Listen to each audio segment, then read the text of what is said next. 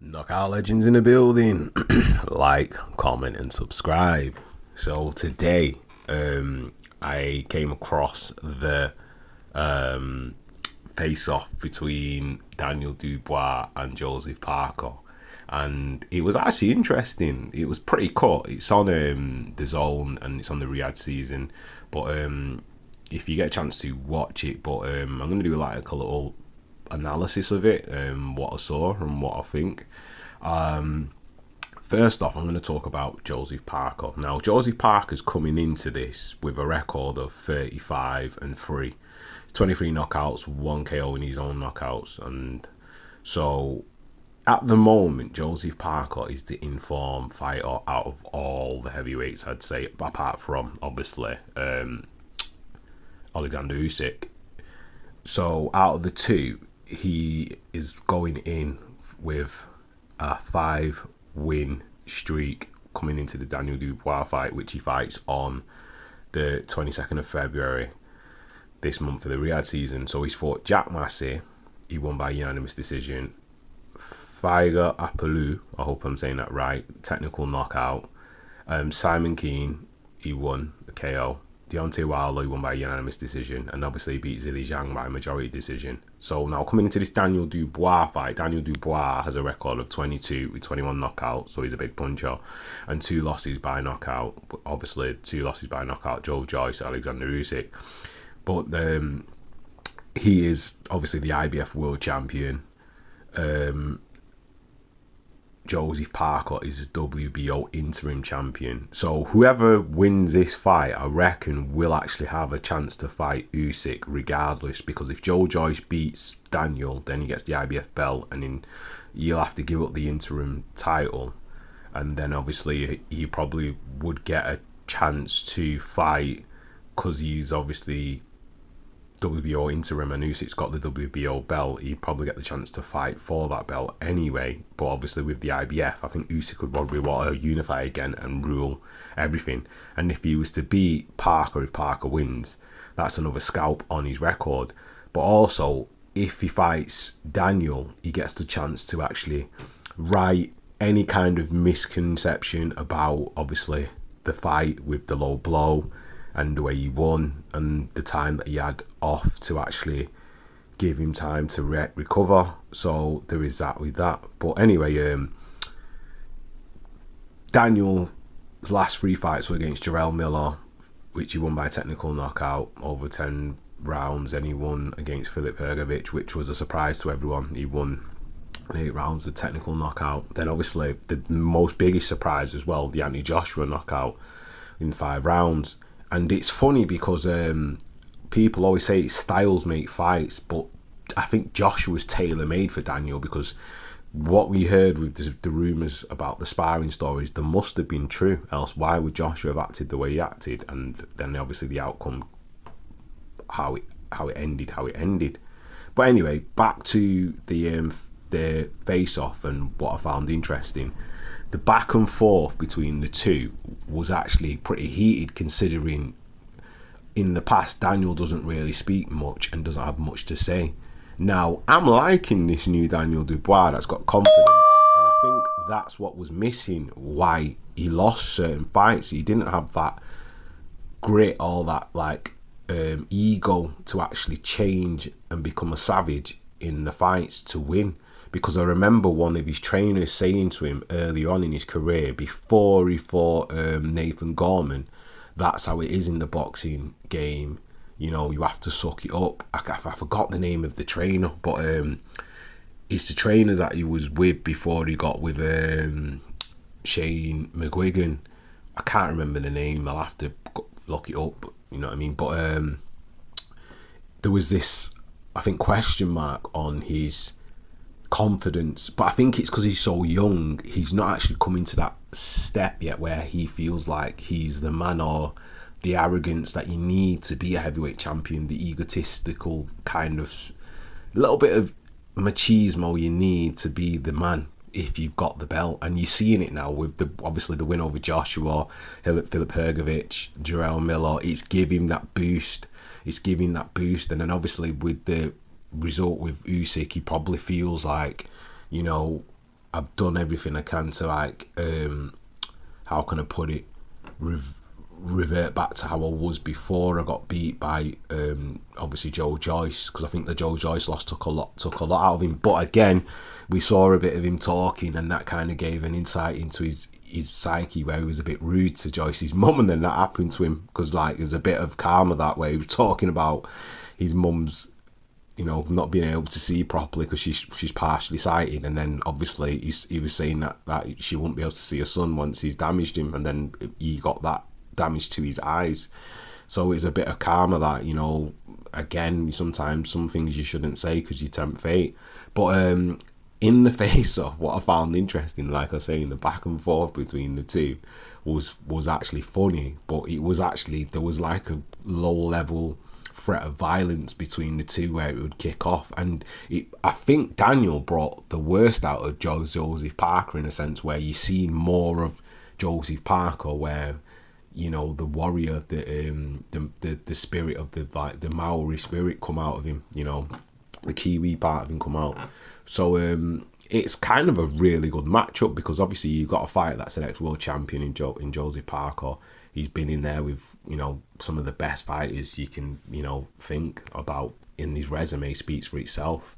You know, he's an interim, like, WBO interim world heavyweight champion, holder.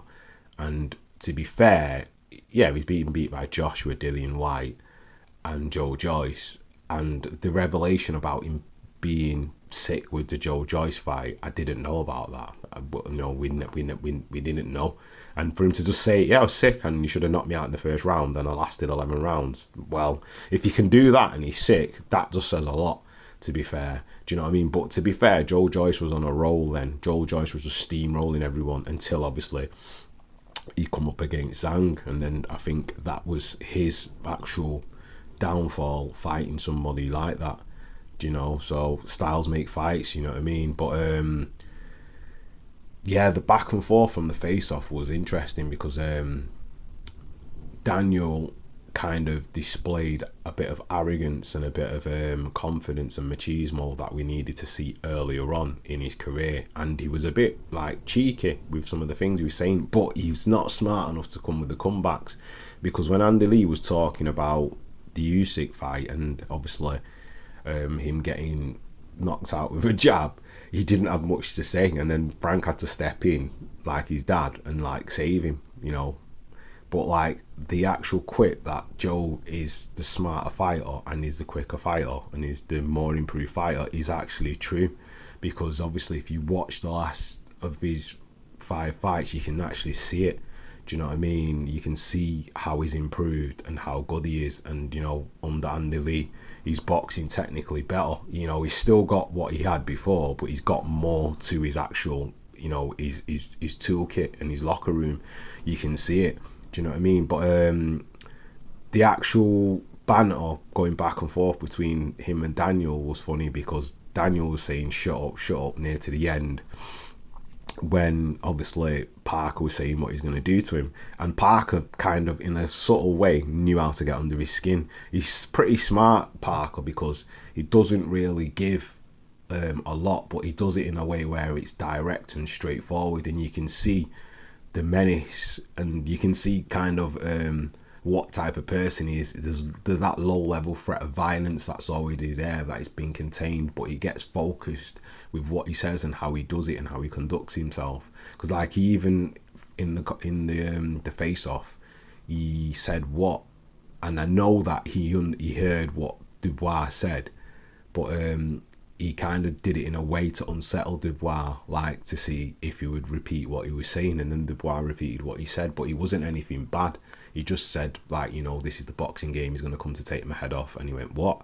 And then obviously he paused for a second, and Daniel kind of didn't know what to do, but he's smart, because he's trying to get into Daniel's head, and you know, the mind games where, because he's a younger guy, He wants to unsettle him psychologically. He wants him to come out aggressive so he can fight him on the back foot and counter punch him. And if he can, run him onto a good punch to knock him out.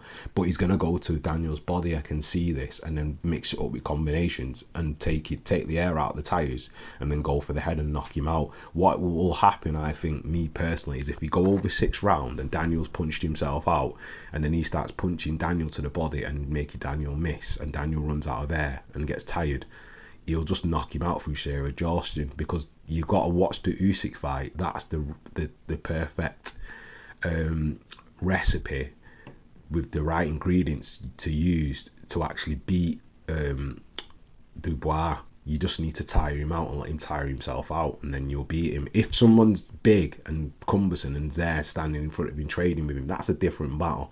It's a case of grit and will then, you know. The thing with Joshua's not the same, and I don't think Joshua going into that fight mentally was in the right headspace. I think psychologically he's already got trauma from the sparring stories and getting hurt and knocked out by Dubois. That's why when he went into that fight, that's why that happened. Even though he did roll the dice and he did hurt him and have success, he didn't revert back to type and was cautious. He didn't approach a safety first aspect instead of just going all gung-ho. That's where he messed up, because he should, as a boxer, should know if he's already been in with Daniel what's going to come, you know, regardless of how improved Daniel is or whatever. You can't see the fighter as what he was. You have to see him for what he is now. Do you understand what I mean?